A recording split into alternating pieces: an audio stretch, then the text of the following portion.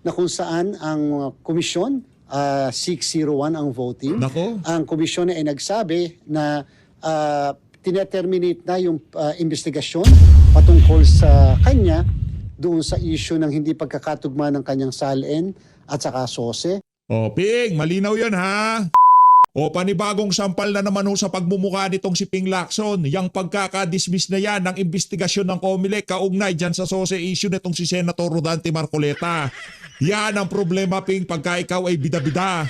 Oh, ngayon, nakita mo, hinahanap mo, isa ka sa pinakamaingay dyan sa SOSE issue na yan. Kesyo, bakit hindi nagtutugma ang SALN at SOSE nitong Rodante Marcoleta?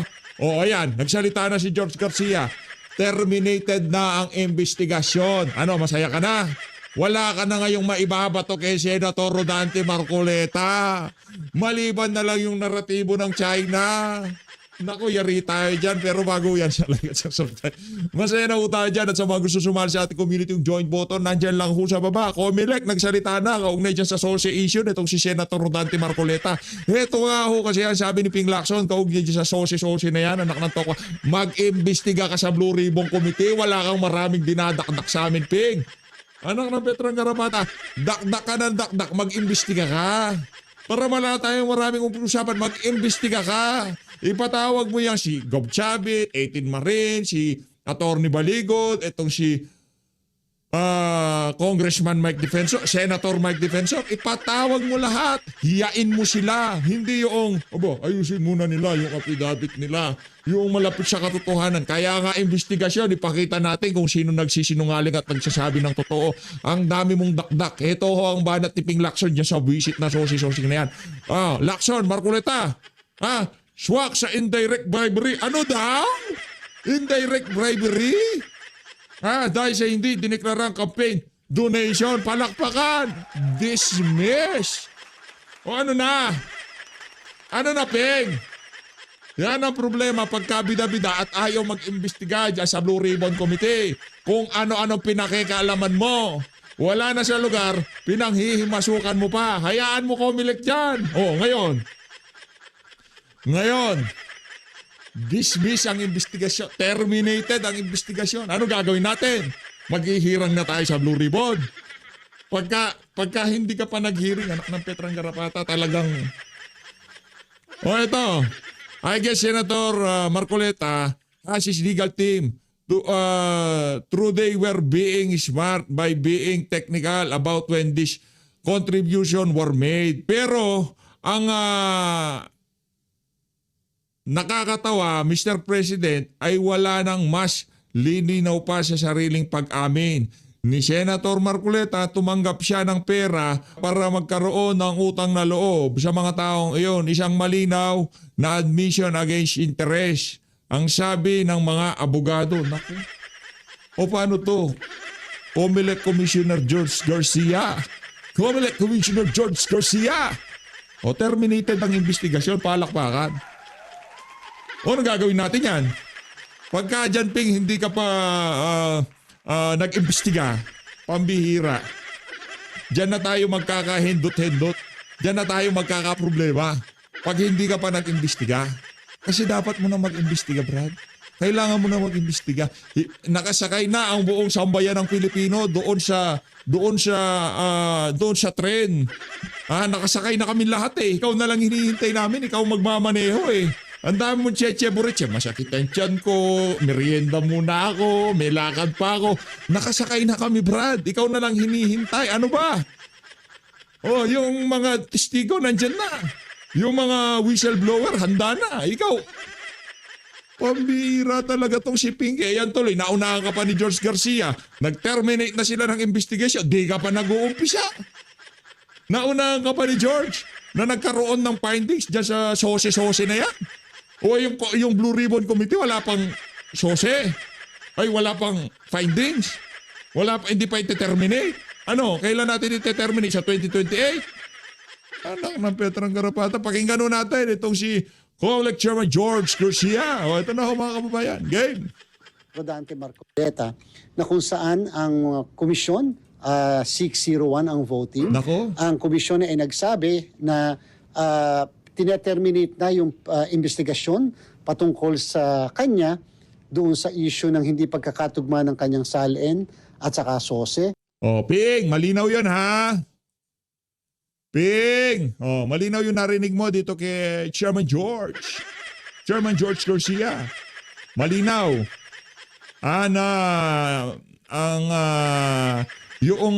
Lahat ng palipad mo kay Senator Rodante Marcoleta na issue, meron pa naman natitira. Yung China narrative mo, galing-galingan mo doon. Pero ang sambayan ng Pilipino, gusto namin mag-imbestiga ka na. Pilit mo kaming tinataguan, pilit mo kaming pinapaikutan, binobola, tiniteknikal, mag-imbestiga ka, Ping Lacson. Yan ang gustong mangyari na sambayan ng Pilipino. Ngayon kung hindi mo talaga kaya, anak ng Petrang Garapata, mag-resign ka. Hindi ka naman kawalan dyan sa committee na yan. Merong mahusay na senador ang pwedeng sumalansan dyan. Hindi hinihintay ka namin. Ang dami mong drama at arte. Oh, yan. Okay. Yan, oh. Una-muna gusto lang namin i-announce na yung Commission and Bank nagdesisyon, number one, extended yung filing ng mga application, petitions for registration ng mga political parties at saka sectoral organizations dyan sa Bangsamoro. Ang kadahilan na na-realize ng Commission and Bank na o nga pala tayo ay nasa panahon pa ng Holy Month of Ramadan at ito ay maaari matapos pa ngayong darating 20 ng Marso. Pagkatapos po nito ay papasok pa yung mahal na araw natin sa ating mga Katoliko naman. Kung kaya minarapat ni Komisyon na i-extend ang filing sa April 6 hanggang April 6 pa po. So may sapat na panahon yung mga magpapa-accredit ng mga political parties at mga sectoral organizations. Kasi nare-realize natin na yung dahil nga sa kakulangan ng panahon, baka hindi makapag-file yung madami na mag-a-aspire para sa Bangsamoro parliamentary election. Ang pangalawa naman na importante rin na announcement, gusto rin natin sabihin na nilift ng Commission and Bank ang suspension ng ating rules para sa tinatawag na People's Initiative on Legislation. Pero hindi po namin nilift ang ating pong guidelines patungkol sa People's Initiative on the Constitution. Ang kadahilanan ay sapagkat naniniwala si Komisyon na mayroon pang isang masidhing legal issue kung talaga bang pwede yung batas na yan, yung Republic Act 6735, na magkaroon ng People's Initiative sa Constitution gamit lamang yung batas na yon. So para hindi po maging komplikado, in the meantime, hindi pa rin kami tatanggap ng kahit na anong petisyon o mga signature for verification or signature petitions patungkol sa People's Initiative sa Constitution. Subalit, kung may magnanais naman na magkaroon ng People's Initiative sa kung ano yung mga isusulong ng mga batas pang national o kahit pang lokal, ay amin po itong tatanggapin. So pwede na po ang People's Initiative on the legislation. Hindi naman namin ina-encourage, pero sinasabi namin na ito ay bukas na sa mga gustong magpursige ng mga panukalang batas through People's Initiative. Yung pangatlo naman po ay yung pong kaso ni Senador Rodante Marcoleta. Ayan. Na kung saan ang komisyon 601 ang voting. Nako! Ang komisyon ay nagsabi na tineterminate na yung investigasyon patungkol sa kanya doon sa issue ng hindi pagkakatugma ng kanyang SALN at saka SOSE. Yan. Sapagkat ito po ang naging maliwanag sa komisyon sa aming balitaktakan, debate at usapin na ang akusasyon po sa kanya, motu proprio ng aming Political Finance and Affairs Department, ay meron siyang hindi na ilagay, na isama sa kanyang SOSE, Statement of Contributions and Expenditure, na sinasabi ng, kahit sa social media, paano raw siya nagkaroon ng gagastusin samantalang walang nakareflect sa kanyang SALN. May ganon. So, yan ay inalam mabuti ng aming Political Finance and Affairs Department. Nung po siya ay sumagot, ang kanya pong kontensyon ay merong nagbigay sa kanya na 3 donors, at yung 3 donors na ito ay nagbigay daw sa panahon naman na siya ay hindi pa kandidato. Nagbigay daw sila sa panahon na nag-file siya ng kanyang candidacy, pero bago sumapit yung unang araw ng campaign period, Yun naman pala na at eh, that oo. time, noong 2028 ay February 11, 2025 ay February 11, 2025. Samantalang nagbigay daw sila on or before the end of December 2024. Sabi po niya, sa desisyon ng Korte Suprema sa kaso ng Piñera versus Comelec ay hindi pa kandidatong ganap ang isang nag-file ng Certificate of Candidacy dahil mas maaga talaga ang filing sa isang automated election, pero kandidato lamang sa unang araw ng campaign period. Yan ay 70 araw sa national position at 45 araw sa local na posisyon. Ang determinasyon po ng PIFAD na sinang-ayunan ng Commission NBank ay number one, talaga pong sadya sa ating pong umiiral na Omnibus Election Code na 1985. Yan. Kapag ka ang isang Attorney George, Chairman George, paliwanagan mo si Ping Lacson kasi minsan mahirap umintindi ang senador na yan eh. Tapos mahilig pang mag-splice ng video yan. Baka itong video na to bukas makalawa makita namin sa Facebook page niya. Iba na konteksto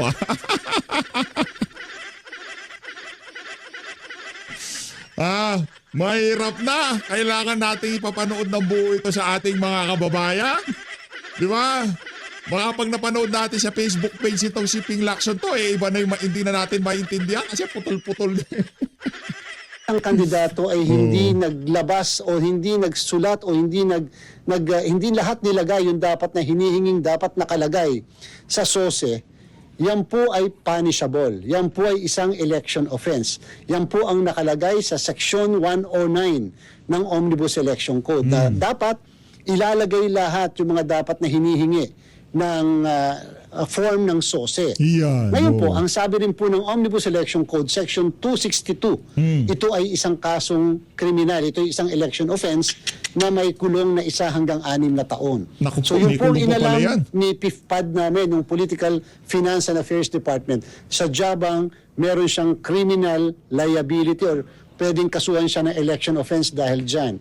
Sa pag-research po at malalim na pagtingin dito sa naging kasong ito, naalaman po na meron pala tayong isang batas, Republic Act 7166. Yan. Yung pong Republic Act 7166, more or less 2007 po yan, yan po ay nagpo-provide ng tinatawag na synchronization of election. Etong si Chairman George Garcia, mayaman na to. Kailan mo ba balak magpahinga kay Chairman George? Okay na yan.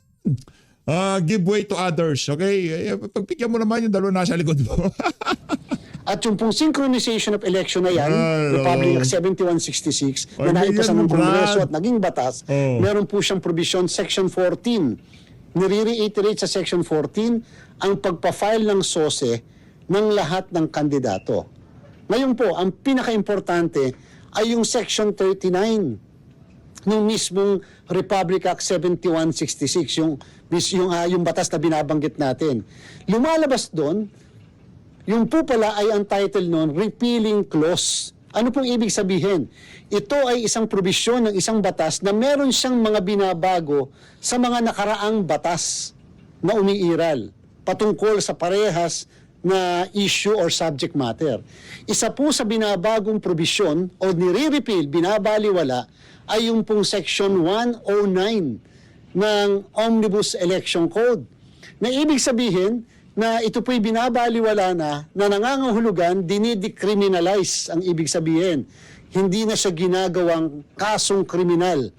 Kaya kung ang isang kandidato, base doon sa batas na ito, na Republic Act 7166, ay hindi nagdetalye ng dapat idetalye, na nire-require sa kanya ng Section 109, Yan, ay paliwanagan mo, hindi Brad. na siya liable criminally. Hindi na liable. Maaaring may liability civil, yung kalimitan ng civil, yung mga pagbabayad ng fine, o kaya pwedeng ideklara na hindi as if hindi nag-file ng SOSE. Pero sa ating pong batas, kapag hindi ka lang nag-file ng SOSE, hindi po ito kasong kriminal, ito po ay administrative at pwede lang pagbayarin ng depende sa 5,000, bisan 20,000, depende sa posisyon ng mismong involved na respondent. So, lumalabas po yung mismong probisyon na nagmamandato at may parusa na 1 hanggang 6 taon ay nabaliwala na. Yan po ngayon ay hindi na kasong kriminal. Ngayon po, sabi rin po ng halos lahat ng miyembro ng komisyon ay yung pong 3 na nagbigay ng donasyon ay dapat kasuhan sa Law Department ng COMELEC ng kasong criminal or election offense, sapagkat yung pong pagkaka-repeal o pagkakabaliwala at o yung pagiging decriminalize no mismong hindi pagre-report ng tama ay hindi applicable sa mga nag-donate. Ito po ay applicable lamang sa mga kandidato. So sabi po Ayun ng pala TIFAD yung- na nirekomenda sa NBank, dapat kasuhan yung 3 sa Law Department ng Komisyon upang magkaroon ng formal na preliminary investigation. Yun naman po rin ay sinang-ayunan ng Commission and Bank at therefore maaaring i-file na rin po yung kaso dyan sa Law Department natin. At yan naman po yung magkakaroon pa rin ng proseso, may due process na tinatawag, sapagkat yung Law Department ng COMELEC ay parang magiging piskalya. Magde-determine kung talaga bang may probable cause o talagang dapat kasuhan yung mga nabanggit na individual ng kasong election offense sa ating regional trial court. Pagkatapos yun ay madala muli sa Commission and Bank kung sasang-ayunan namin o hindi yung naging pasya ng Law Department later. Ang inyo pong lingkod ay hindi po nag-participate dahil po nag-inhibit as early as November of Yeah. 2025. Hindi naman po lingid sa kaalaman ng lahat yung mga alingas-ngas na nangyari sa akin at yung pong ating respondent noong mga pangyayari mga 1 taon na mahigit ang nakalilipas na nagkaroon ng matinding balitaktakan kami. Ayaw po natin na ma-impluensyahan, maapektuhan naalala ang ko yan. disposisyon ng komisyon Naalala ho natin yan yung sa House of Representatives. dahil sa baka sabihin ay gumaganti, may sama ng loob or whatever. Ayaw po natin, ang gusto natin maging fair ang magiging desisyon ng komisyon at hindi ito mahahaluan na ganun ang chairman pa ang na-involve doon sa mismong balitaktakan na yon. So para po ito maging maayos ay minarapat po natin na hindi mag-participate dito sa Commission and Bank resolution na ito. So yan po ang maliwanag na maliwanag.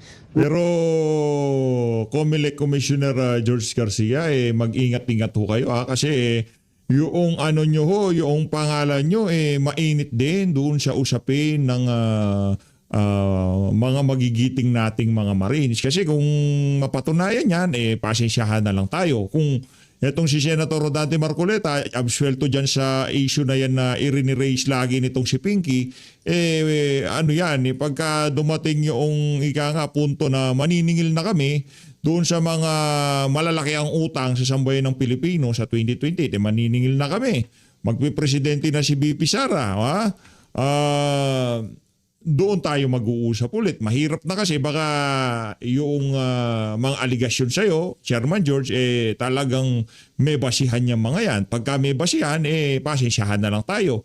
Ngayon, good job ka dahil nag-inhibit ka, hinayaan mo umandar ang proseso dyan sa COMELEC at napatunayan na talagang yung aligasyon ng issue sa SOSE nitong si Senator Rodante Marcoleta talagang kumbaga ginagamit lang ng mga ayaw mag-imbestiga dyan sa Senado dahil kung saan-saan ho nila binabaling ang usapan. Simple lang yan, Ping. Ba't nabalik kay Ping? Ayaw nyo mag-imbestiga sa Blue Ribbon Di ba? Yun lang naman gusto nating mangyari. Wala naman, di naman natin siya pinapabugan ng apoy. Hindi naman natin siya, hindi naman natin siya pinapatumbling. Hindi naman natin siya, di ba, pinapaitlog o kung ano pa mang himalang dapat niyang gawin na hindi niya kayang magawa. Ang gusto naman nating mangyari dito kay Ping, mag-imbestiga. At yun ang jurisdiction niya dyan sa Blue Ribbon Committee. Yan ang kanyang, walang ibang makakapag-schedule kung hindi siya. Ngayon, ang problema dito, parang itong si Ping, ayaw ata talaga niya. Abangan natin. Na wala po kasi tayong batas sa kasalukuyan. Maliwanag po yan. Napaliwanag po mabuti yan doon sa resolusyon na sabi ko maliwanag magpapunish, magkakaso magpapakulong Oo. dahil lamang doon sa hindi pagdideklara. Ngayon, baka po kasi itanong, paano yung sa SALN, yung baka hindi tumutugma o yung hindi nakapagsabi ng totoo, wala na po sa jurisdiction ni COMELEC yan. Maaaring may iba pong opisina na involved o may ibang batas na involved dyan, pero definitely wala na po sa Omnibus Election Code. Yun po yung maliwanag na maliwanag. Maliwanag ba yan, Ping? Sinasabi ko sa'yo Itong si Ma'am Doris. Itong si Ma'am Doris Brigornia naiinip na dito. Banatan na banatan. Hindi natin babanatan. Hindi ko babanatan yan. Anak ng toko, binanatan na ni PRRD yan, babanatan pa ba natin?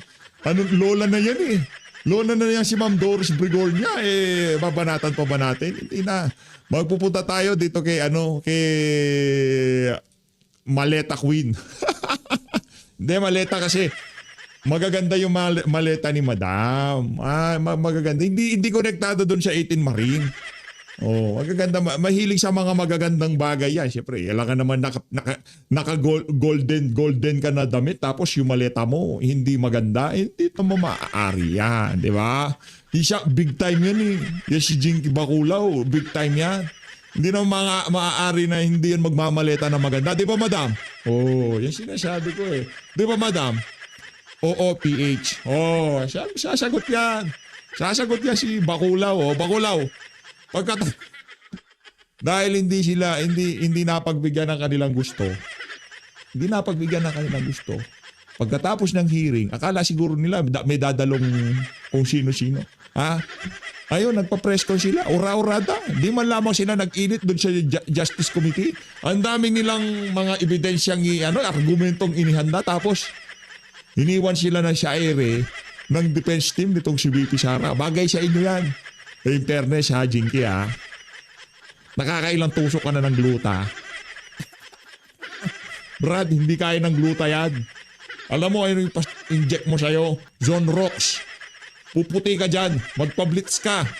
Zone Rocks ba yun? Blitz. Literal na blitz ang pa-inject mo sa katawan mo. Puputi ka dyan. Pero yung pagluta-gluta, wala. Pansin kasi natin, medyo lumiwan-liwanag ang kulay nitong si Baculaw. Brad, simple lang. Bili ka ng 1 litrong Zone Rocks. Kuha ka ng NARS.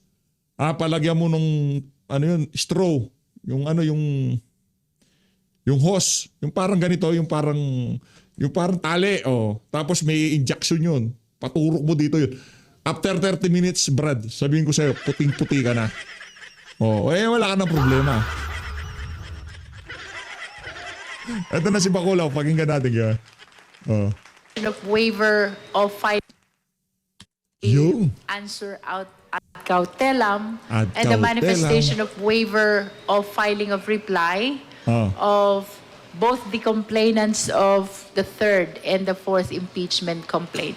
I was explaining kanina that because of the waiver of reply in the third and fourth impeachment complaint, it rendered the answer of the respondent as the last responsive pleading.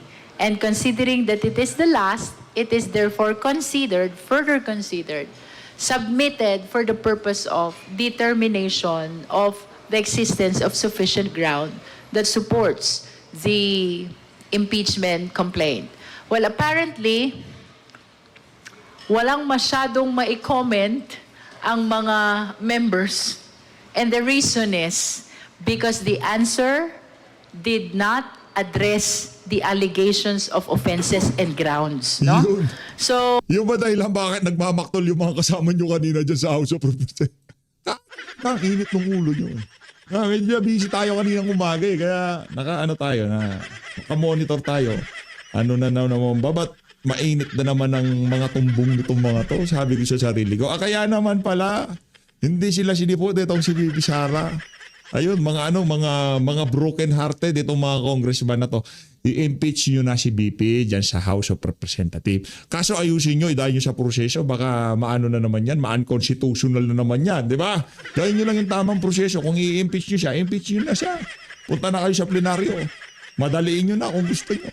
Pagdating sa Senado, mag-usap-usap tayo doon. Kasi pagka yung mga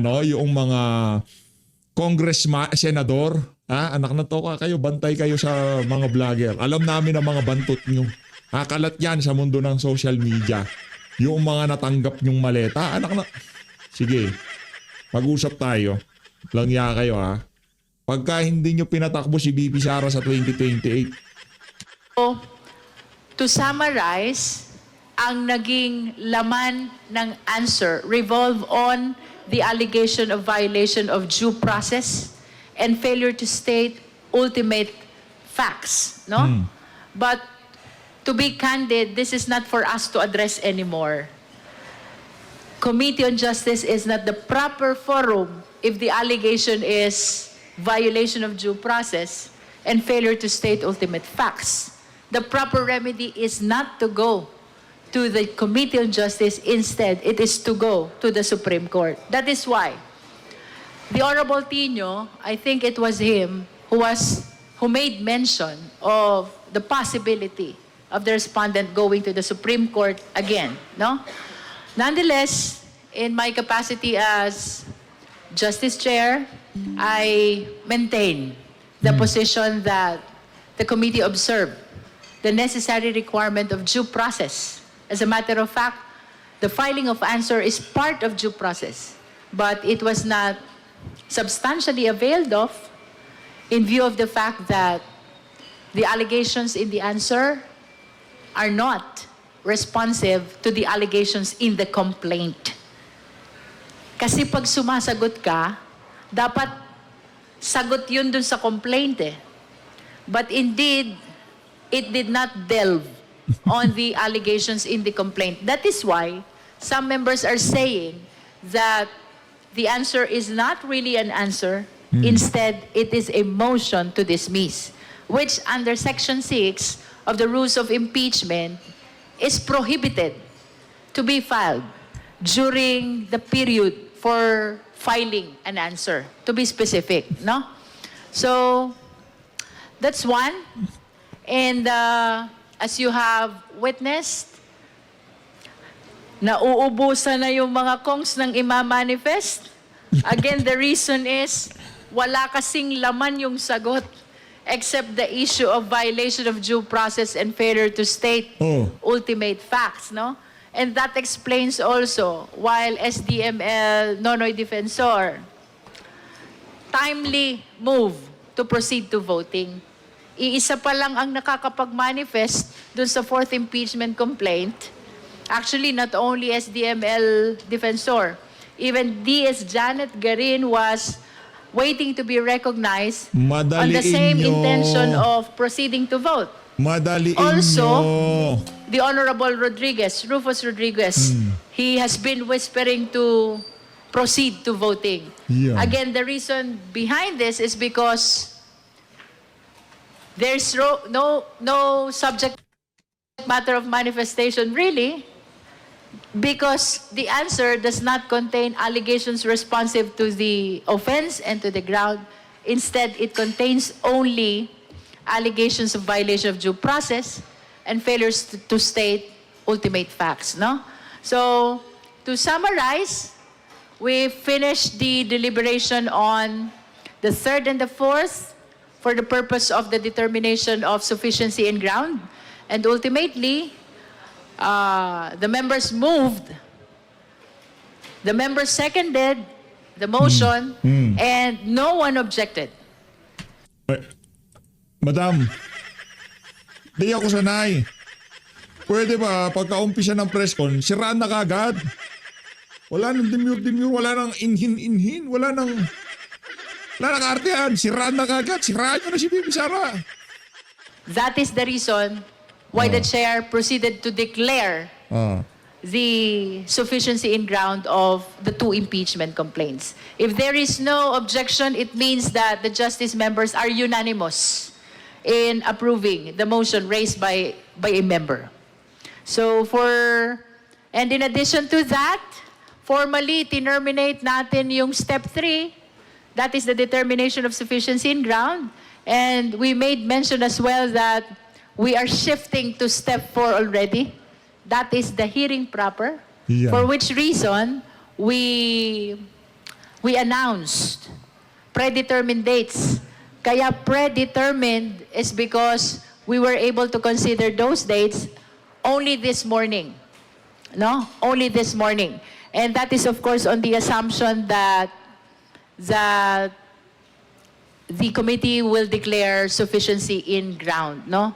Kahapon, hindi pa namin ma-final really what's gonna happen in today's hearing except for preliminary matters because we haven't heard about the 4th impeachment complaint. Ang una lang naming narinig is the waiver of the complainant of the 3rd impeachment complaint. But for the 4th, I don't know, I think it was later in the afternoon when they filed their manifestation for waiver of their reply. No? So we announced already that March 25 and then April 14, 22, and 29 are the initial schedules. We will definitely schedule further should the same be necessary. No? So for our opening statement, that would be all. Thank you.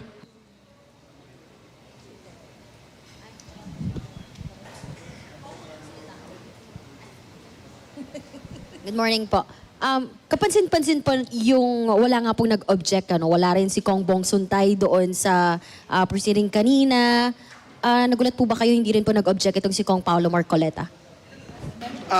Hindi siya makaka-object kasi hindi siya member. At tingin ko he Hindi siya ginawang member dahil mag-o-object siya. has to review the rules first before making commentaries to the committee. Kung bago po tayo mag-delve doon, kasi you mentioned before yung motion po ni Kong Shell Jokno regarding po doon sa kanyang mga pinapasabina and hiling po doon sa paglipat ng custody kay Ramil Madriaga. Hindi po natin siya natalakay ngayon. Kailan po kaya natin siya? We opted to address the request for issuance of subpoena and the petition for protective custody. We were corrected by Congressman Chel Jokno. It is not specifically a petition for transfer of custody. It is a petition for protective custody. And Ano protective? Kaya pinalutang na may banta sa buhay niya. Ayun naman pala yun eh. Para ika nga, kung protective custody, ilipat siya dun sa mga sintu-sintu sa House of Representatives, mas mainam. Mas magiging planchado yung naratibo. Yun ang importante dun eh. Diba? Importante yung magiging planchado naratibo. transfer of custody can be one of the measures to address protective custody. That's what he said, no? We opted to defer the deliberation on this request and petition because this should be part of the hearing proper, no? And for the purpose of our hearing on March 25, the respondent necessarily has to be notified because she should be given the opportunity to participate in the hearing already as part of her right to due process. Etong determination of sufficiency in ground, this is really a deliberation between and among the members only. And we are basing our consideration on the complaint and the answer and the evidence which are already available, no? But for the purpose of hearing proper, due process must be observed, and therefore, notice must be given as well to the parties, the complainant, the witnesses, and the respondent, no? And that is the reason why we defer to deliberate on the request for issuance of subpoena of documents as well as the petition for protective custody filed by Congressman Chel Jokno. Ma'am, ano pa po yung mga abangan natin come March 25?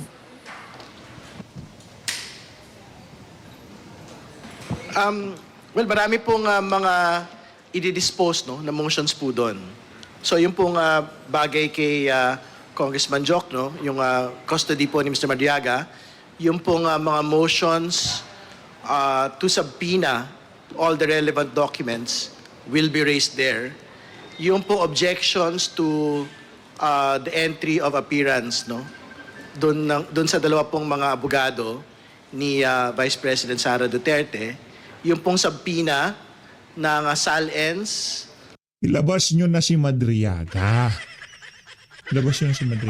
Bank records, tax documents, corporate records po ng mag-asawang Duterte Carpio at ng pong mga kumpanya. Diba? Harassment na harassment eh.